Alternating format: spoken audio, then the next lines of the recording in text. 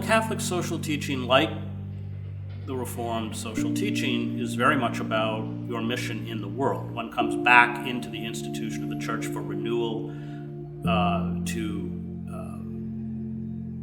be in touch with the power of the Holy Spirit through the sacraments. I mean, this is traditionally what church has been about. Unfortunately, those who are now constitute the bodies of churches are not doing anything particularly interesting in the world.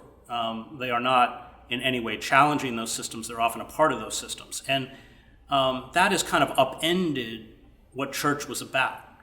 Church was about holding together a community. I'm talking about the early church in times of adversity, holding fast to a kind of moral code, even being willing to suffer for that code.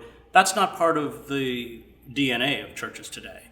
The reason to go to church is not, to ask what can church do for me, but how we as members of a church can go out and influence the world. And I think that when you go into congregations, especially congregations that are dying with an older population, they look at church as a resource for themselves. And I think that's not ultimately what church was about. Church, and certainly not what the early church was about. Church was about fortifying you, empowering you, and to confront the evils of society. And I think that if we invert where we are and go back to where we should be, then I think the church will have a kind of relevancy that I would hope it would have.